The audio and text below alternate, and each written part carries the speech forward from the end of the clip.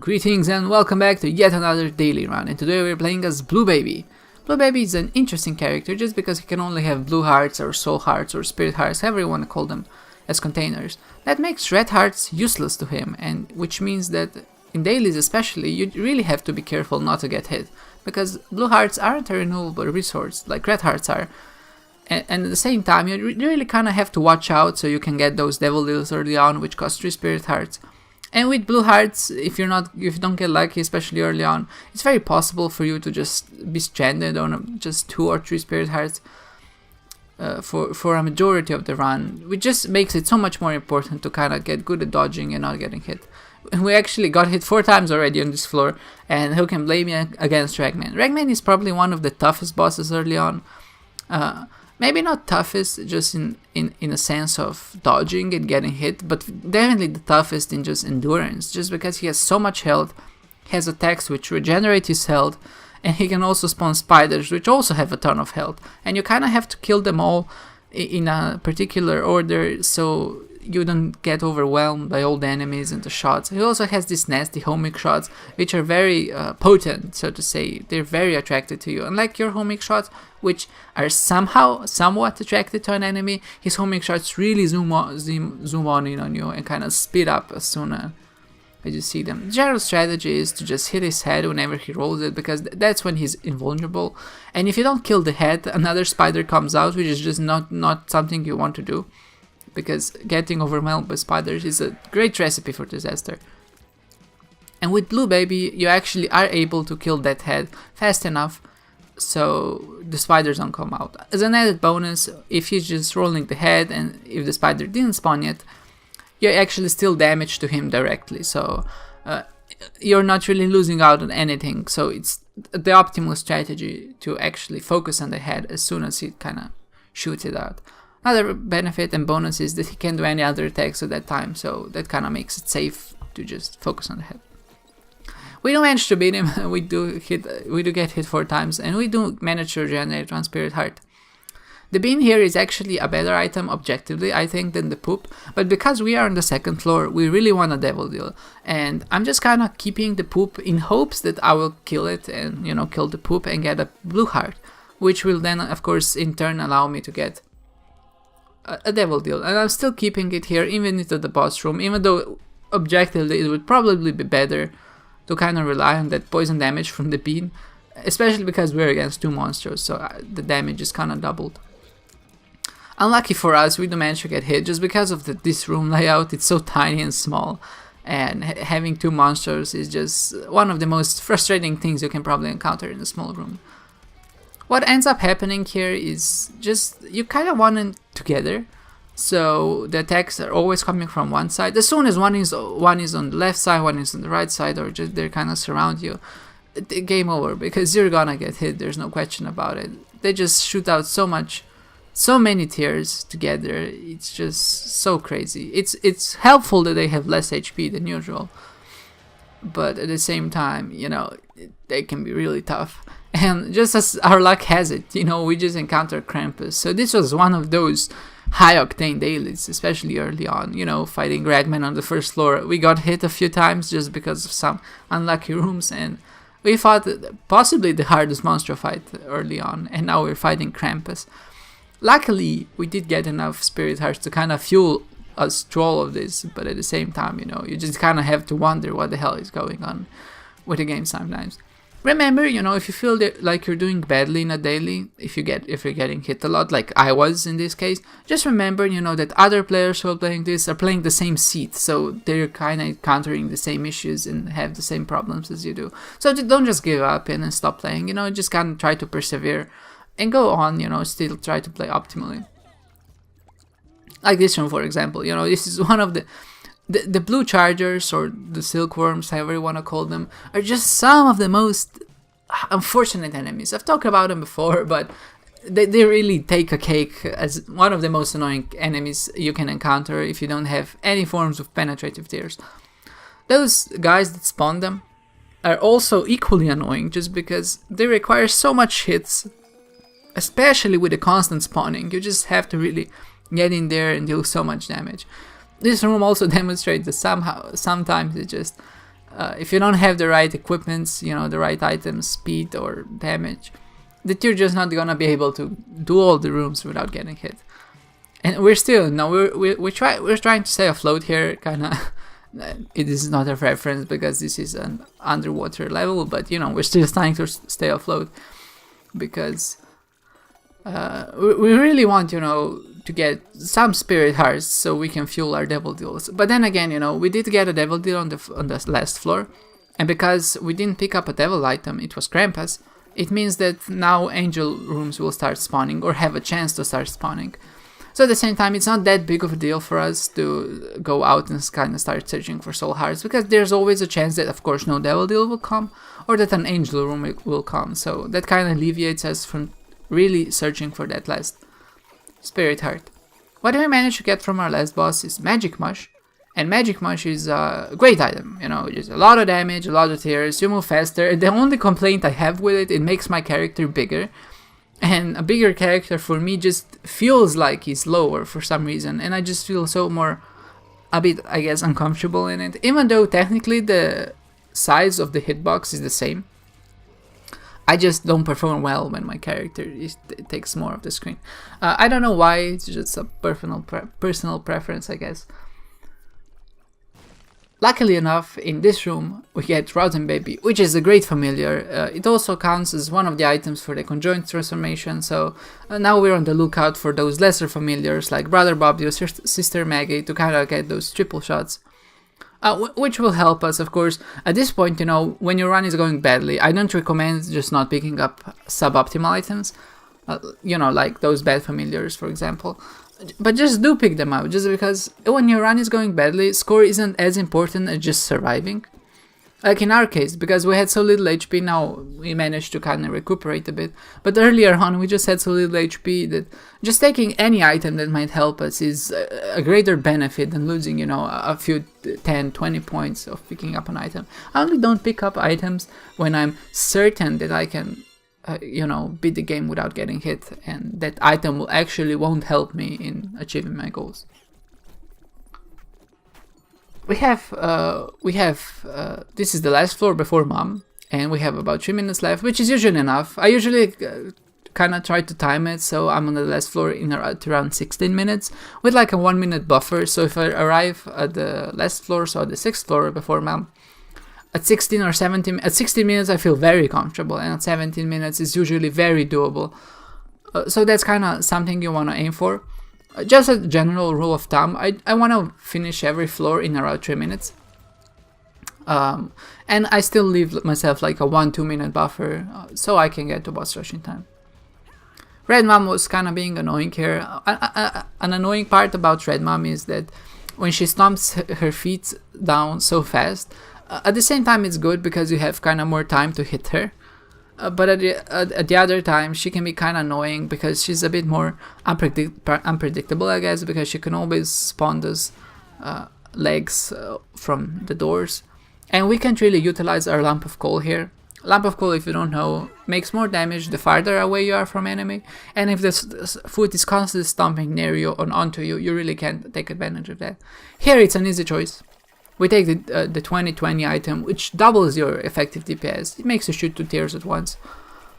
And it's just unquestionably the best item. There are a few good items there, don't get me wrong, but the 2020 will really... It's really the item that kind of made this run start going a bit better, especially from now. We really needed like a very solid item for boss rush, because this run does go to Mega Satan, and we do want to catch Hush, because of course it gives us a lot of points. And getting 2020 here just increases our damage output. Don't remember, this is not a bad run by any means. We did manage to get a lot of damage. Some good items, you know, Rotten Baby, Magic Mushroom, Tears Up earlier on. And now we actually gain 2020, which doubles our effective damage. So it's not a bad run. It's just started out difficult, you know, with the room layouts and the RNG. And that's just what's gonna happen sometimes, which is the beauty of Isaac, I think. Like I said, you know, just because a run might look bad at the start, don't give up, because it might turn into something good like this. Later on, I actually get a pretty crazy synergy, so stay tuned for that. that's just the beauty of Isaac, especially when you go later on, you see more bosses, more items, and you can kind of start combining things a little better just to get a good result. This boss is actually one of my it's an okay boss, I guess, but just from a design standpoint, I don't like it just because of how one-dimensional it is. And I don't mean just because she or he stands on the top of the ceiling all the time. I just really mean one-dimensional in a way that the boss doesn't really do anything except shoot the same things. And sometimes she spawns spikes, and they're just a bit unfortunate if you don't have flight. It's kind of hard to dodge. You really need good reactions. Here I'm trying to showcase just a few of the most common rooms you'll see, and this room in particular. When you encounter champion enemies here, they can really mess you up, especially those who explode into tears. Just make you so many things to kind of worry about. But I just wanted to showcase how much damage we actually do with this combination of items. That those leeches died in just one hit. And if you exercise good control over enemies and you know what each champion does, it's still very possible to even go through those tough, annoying rooms without getting damaged. If those rooms contained something like an explosive enemy, then I guess we would be in a bit more trouble. But as it turned out, we actually did manage to get out of it rather well. Here I had like 30 seconds left, so I decided to explore one last room, and I actually make it back in like 20 seconds.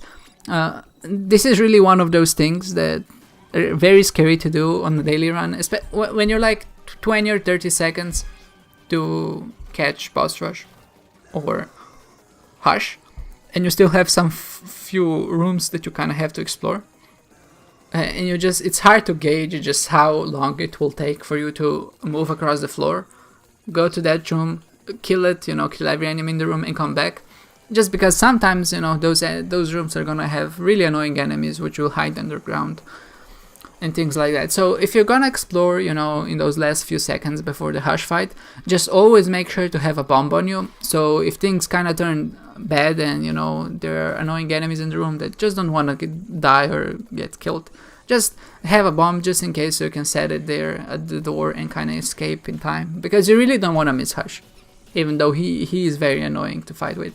Thankfully, this particular fight wasn't that annoying. We were fast enough, so we were able to dodge things. He did a decent amount of continuum shots, which are easily dodgeable if you know what you're doing. And most importantly, he didn't go underground too many times. That underground phase is really what kind of gets you. I do manage to get hit twice in general. On average, I think I get hit twice against Hush, which I feel is rather good when you get used to him, because sometimes he will do those wavy thingies attacks they're very hard to dodge, and at the same time there are gonna be a lot of enemies on the screen, and it makes navigating things a lot harder. We did manage to get Guppy still earlier on the run, and now we got just Guppy, the body 9 lives item. And if you're not aware, taking 3 Guppy items turns you into a Guppy, and a Guppy you gain flight, and you manage to shoot tears out of your you manage to shoot flies alongside your tears, so basically every tear will produce a fly, which is just great because flies deal twice the amount of damage your tears do. I decided not to pick it up for the sole reason because we're not guaranteed to turn into Guppy. If we were, then I would pick it up.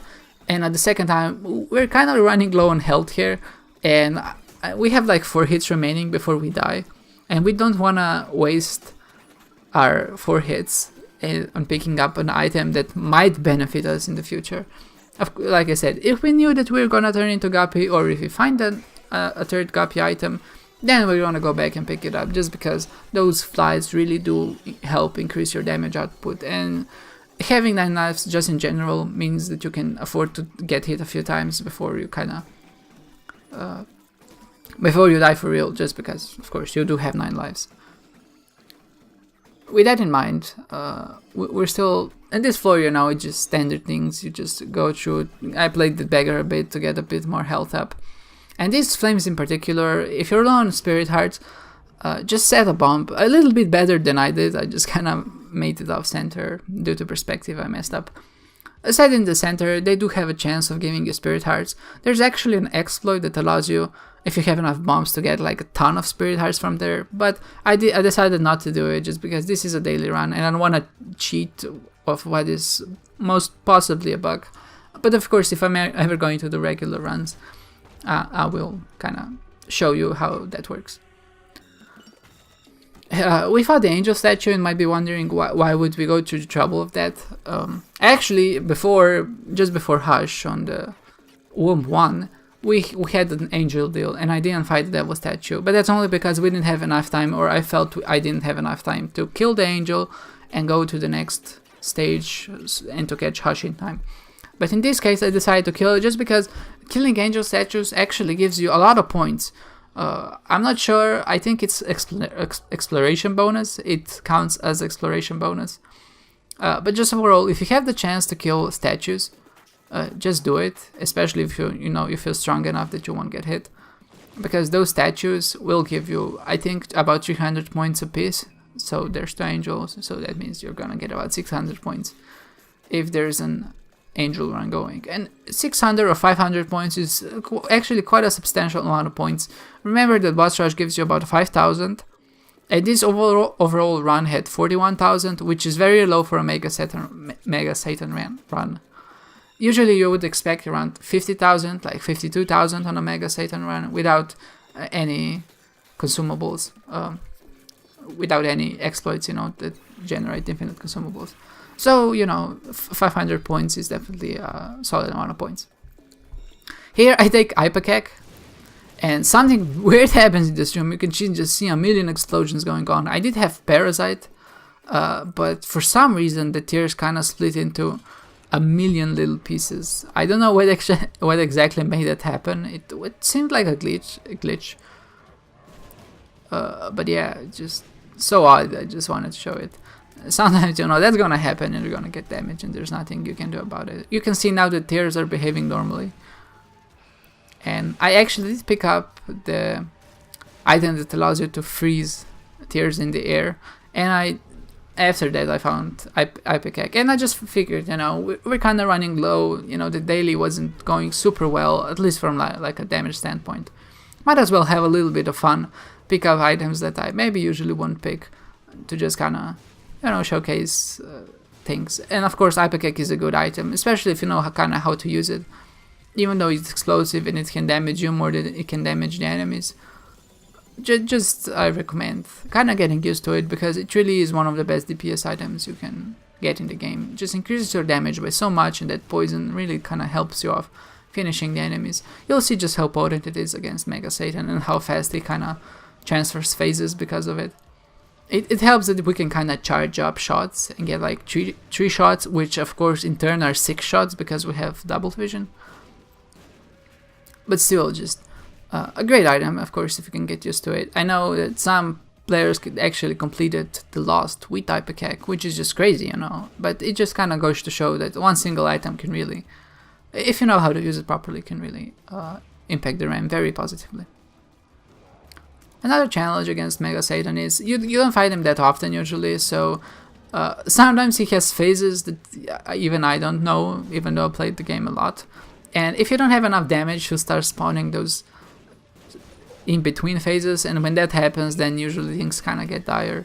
But luckily, because we did have that high damage and everything alongside it, things did turn out well. Another benefit of having Ipecac, because it decreases your damage so much, every fly you shoot will be super potent. And we do have Rotten Baby, which of course helps. That actually concludes the run for today, and we managed to ranking 40th, which is just crazy. I know it's early on, but still, with the amount of how much we got hit, I really didn't expect it. Anyway, thank you for watching, and I hope I'll see you next time.